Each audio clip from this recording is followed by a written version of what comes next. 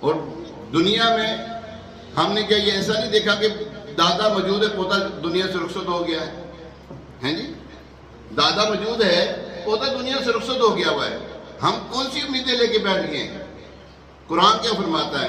اللہ اکبر، پارہ 29 سورہ المدثر آیت نمبر 40 سے 47، فرمایا باغوں میں ہوں گے وہ پوچھ رہے ہوں گے مجرموں سے کون سی چیز تمہیں دوزخ میں لے آئی؟ جنتی جنت والے دوزخیوں سے پوچھ رہے ہوں گے ہاں بھی تمہیں کون سی چیز دوزخ میں لے آئی؟ وہ کہیں گے ہم نمازیوں میں سے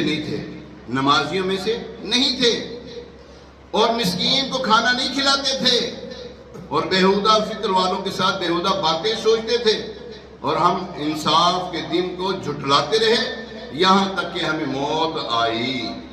پیارے محترم صاحب، ایک دن مرنا ہے، آخر موت ہے، کر لے جو کرنا ہے، آخر موت ہے۔ ہم خوشیاں بکھیرنے کے لیے ہم دنیا میں آئے ہیں، لیکن یاد رکھیں خوشیوں کے ساتھ نیک اعمال ضرور ہے۔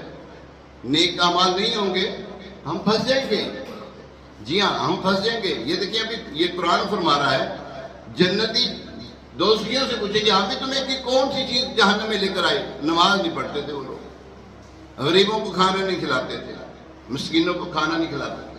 آج ہمارا حال کیا ہے؟ ہماری فریج بھری ہوتی ہے، ہمارا ساتھ کا ہمسایہ نہ جانے کس حال میں ہے زندگی گزارا ہمیں پتہ ہی کوئی نہیں ہے۔ ہمارا بھائی جو ہے وہ پریشان ہے اور ہم عیش کوشی میں زندگی گزار رہے ہیں، ایسا نہیں ہونا چاہیے۔ یاد رکھیں یہ جو زکوٰۃ وغیرہ کے معاملات اللہ تبارک و تعالیٰ نے ہم پر لاگو کیے ہیں نا، اس کی لاجک اگر ہمیں سمجھ آ جائے تو یقین کریں ہمارا غریب طبقہ رہے ہی نہ۔ ایک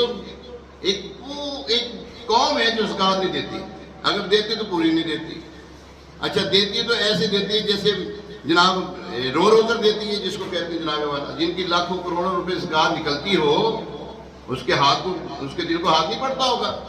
تو ہمیں چاہیے کہ ہم ان چیزوں کو سمجھیں کہ رمضان آیا کس لیے تھا اور یہ ہم سے جو رخصت ہوا ہے ہمارا، اس کو رخصت کرنے کا انداز کیا تھا۔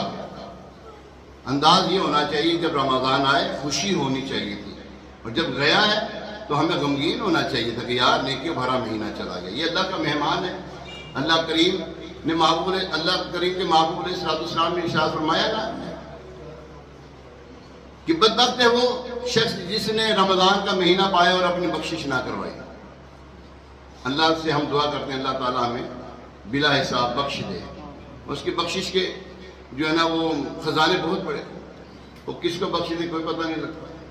جناب والا وہ 100 بندوں کا قاتل ہو اور اللہ کی رضا کے لیے توبہ کی طرف آ جائے تو اللہ تعالیٰ اس کو بھی معاف کر دیتا ہے۔